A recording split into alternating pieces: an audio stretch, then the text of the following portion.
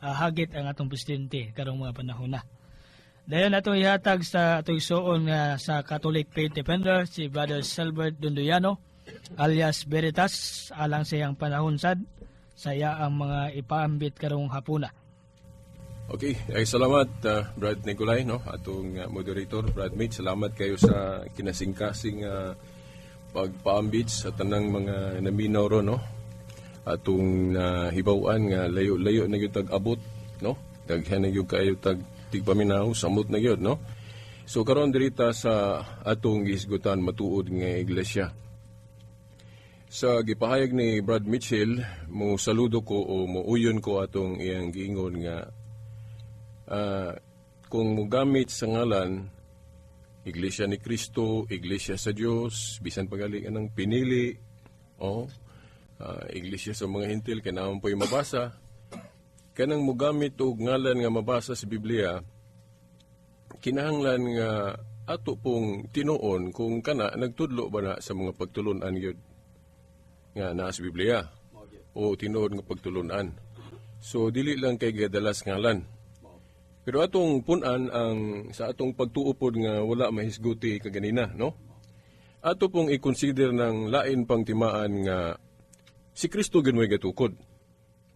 Now, matag pundo karon puros wangkon nga si Kristo mo'y gatukod kay si Kristo magud mo'y gatukod.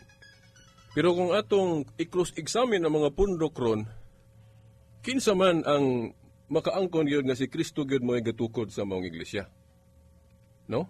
Kumiyong kag Iglesia ni Cristo ni Felix Manalon, saon man pagka tinuod ana nga si Felix Manalo may gatukod ana.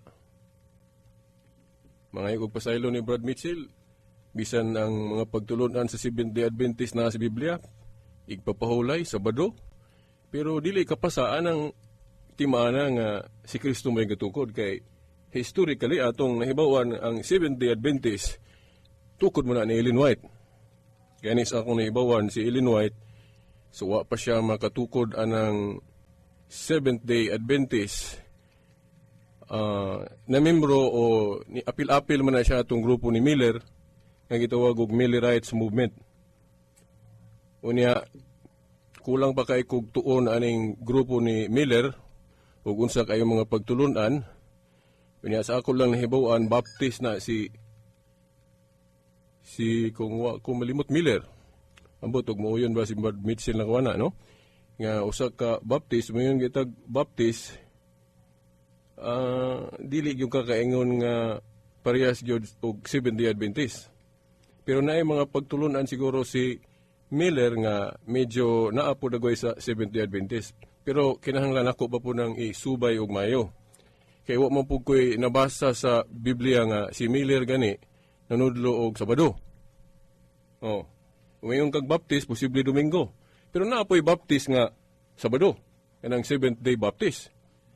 Pero padayon bigyan basa na. Wala nga bisan pagtulunan sa Seventh-day Adventist na sa Biblia, pero dili siya mo qualify pag ingong si Kristo may gatukod ana. Kaya historically dito man nag-originate ni Ellen White. Unya si Ellen White good ni biya man pud to sa Millerites kay tagna mas million niya matuman na bugnaw man niya gani kung subayon ako akong pagbasa murag divide manggaling to dili manggali tanan ni uban ni Ellen White kay napud toy grupo pod nga Sabado gihapon pero wala mo kuyog ni Ellen White so medyo dunay faction. Ang uban dito napunta ni Ellen White, ang uban lahi pod pero Sabado gihapon. Uingon na ba dayon sa wa pa mo apil-apil si Ellen White sa Millerites Movement sa akong nahibawan kung wa ko masayop membro man to ang iyang pamilya sa kanang gitawag na to Methodist kung wa ko masayop niya kanang Methodist ra ba Protestante man na. So mao na nga makaingon ta nga sa wala pa maka-originate si Ellen White anang Seventh-day Adventist na siya giapilan. Millerites Movement nga ni biya siya kay nanagna mas Miller wa matuman. Dayon katong ilag yung original nga gipasakupan ilang pamilya Methodist, Protestant. So mao na nga si Miller si Ellen White ang iyalang kanang bandila kanang Sabado kay nahimo man gyud nang igpapahulay diri sa Biblia. Pero ang wa lang hibaw siguro sa mga Seventh-day Adventist ang pagkabalido sa pagtransfer ana. No, kanang kutlo-kutloon gali sa mga Seventh-day Adventist katong Converts Catechism nga giingon mo dito nga giusob gyud na sa Katoliko. Pero ikasubo lang nako nga dili tiwason og basa ba. Kay naamong ko dito ang basihan nganong musanong tanang Domingo. Kay sa sumpay dito giingon man nga ang simbahan dunay basihan kanang authority. Kung atong subayan ginang authority pagdili og pagtugot man na binding and loosing naman na sa Mateo 19, 16, 19 og Mateo 18, 18 kanang pagdili og pagtugot sa in English gyud ana sa King James bind and loose. Mayong ikag bind and loose luag og pagluag og paghigot. Kana gigamit na ni Kristo katong iyang pag-against sa death penalty sa mga Hudiyo. Muna example nga naay death penalty ang mga Hudiyo pero ila na untang silutan og death penalty si Magdalena mahibong tang si Kristo iyang giluagan. Di ba? So by that principle, binding and loosing, ang simbahan na anang gahuma. Tinuod sa badutong una, mahimong luagan na sa simbahan nga gituko ni Kristo. Nakita na to nganong balido na kay kining Sabat God sa pagtuong Katoliko sa ako pong pamasa sa sulat ni San Agustin. Sa tanang mura loda sa napulo kasugo, ang Sabat may pinakalahi. Yan naman. Kaya ang Sabat gi-apil pag-categorize ni Pablo sa mga seremonyalos diya sa Colosas 2, 14-17. Of course, ang mga Seventh-day Adventist ilag yung iskapo. Ipalahin ng weekly Sabat. Ilarang ipasabot nga mga Sabat to mga yearly ba. Pero lagi ingon ni Pablo. Flat gyud Sabat. Depende subat po na Sabat or Sabats. Okay, basta Sabat. So dala na nganong dunay ceremonial element ang Sabat kay ang balaod wa man maghisgot og particular nga adlaw gyud sa diha sa semana unsang adlaw ta musugod og trabaho. Giingon ra man unom ka adlaw trabaho ikapito pahulay. So kung moingon ka musugod kag Domingo natural Sabado mo tong igpapahulay sa mga Hudiyo Sabado. Okay, sugod man sila unang adlaw semana, takdo na ikapito. Sabado, Domingo ang unang trabaho nila. So dili, Sabado ang ikapito bali. Pero remember nga, ceremonial ang pagpili unsang adlaw ta musugod og trabaho kay wala isguti sa balaod. So kay ceremonial man ang pagpili unsang adlaw ta musugod og trabaho, ceremonial pud ang pagpatunong sa ikapito. So mo nay logic da sa simbahan Katoliko nga pwede mausob ang iyang ceremonial element. Pero ang iyang divine element dili na ato ma-abolish kay that is kanang gitawag na tog eternal covenant. Kanang iyang ceremonial essence sa balaod nga sa usa ka semana nagyoy igpapahulay o nagyoy day of worship basta na siya ikapito na human sa unom ka adlaw sunod-sunod nga trabaho. Sa pagtulon ang Katoliko bisang unsang adlaw diya sa semana pwede mahimo ikapito kay nagdepende man na sa unsa tang adlaw musugod og trabaho. Ang divine law diha nga di mawala nga naagi pahulay Hebrehanon 4:9. Ang ato lang pwede ibalhin nato ang adlaw. Kaya nag-iskot naman pruglaing adlaw ang Hebrehanon 4:8. Diskubriho na to na, pahiwatig ni Juan sa pinadayag 1:10 nga, nagsimba kuno siya sa adlaw sa Ginoo. Unsa man ang adlaw sa Ginoo? Dili na Sabado kay na may mga Seventh-day Adventist moingon nga kana kunong pinadayag 1:10 nga nagsimba si Juan sa adlaw sa Ginoo. Ngayon sila Sabado kuno na kay kanang Sabat, adlaw mapundas Ginoo. Pero kung ayaw na to nag-cross-examine, dili na siya Sabado. Yan naman kay sa exegesis si Juan basta Sabado gali, Sabat yun ay terminong gamiton niya. Di ba? Sa iyang mga sulat, basta Sabado, Sabat iyang terminong gamiton. Pero mahibulong tanganong adlaw sa Ginoo iyang hisgutan sa pinadayag 1:10 sa iyang pagsimba. Di ba? Well, siya na kayo. 2 Thessalonians 2:15, dili man kay sulat ra atong basihan na may gibinaba na lang kay wala man sulat. 2 Thessalonians 2:15. Well, adto tas disipulo ni Juan. Obispo Ignacio. Sa ingon ni Obispo Ignacio. wala ko kadalag referensya. Pero kung eksamino na, kung kutluo na, doon ako ang referensya sunod.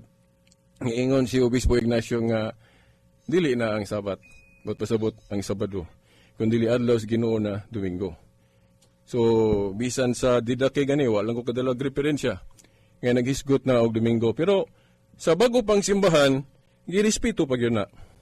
Wala man na automatic biyaan din sa unang mga Kristiyano. Yan naman kay unang-una mga Hudiyo man itong unang mga Kristiyano. Diba si Kristo Hudiyo? Oh, daghang mga Hudiyo. Pero wala sila magtudlo nga dili pwede usbon. Diba?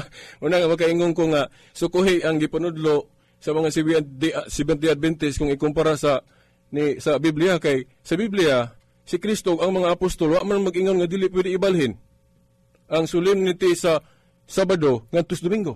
Pero ang mga Seventh-day Adventist nanudlo man ana.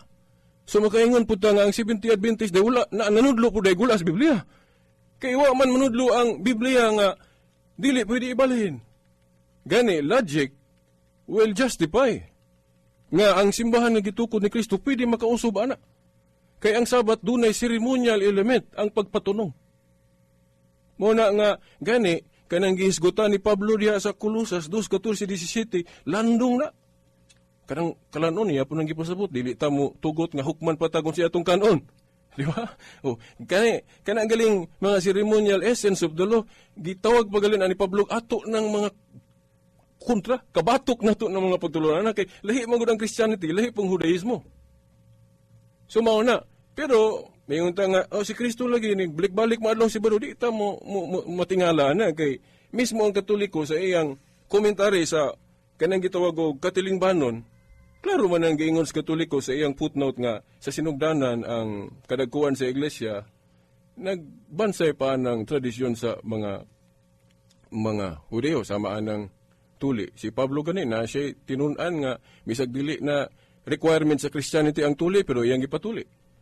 Niingon pagali siya sa 1 Corinto 9:22, na may hubad sa Biblia, may ingon na sa mga Hudeo, nagpaka-Hudeo ako, pero sa ubang hubad, niingon siya nga, sa mga mahuyang nagpagkamahuyang ako. Hayang gitumbog ato mga Hudeo, kay nagkay mga Hudeo siyang panahon nga huyang pa.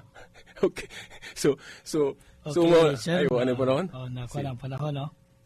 Okay, salamat lang kayo sa mong ipambit karon sir, no? Brother Silbert Dondiano, sa Catholic Faith Defender.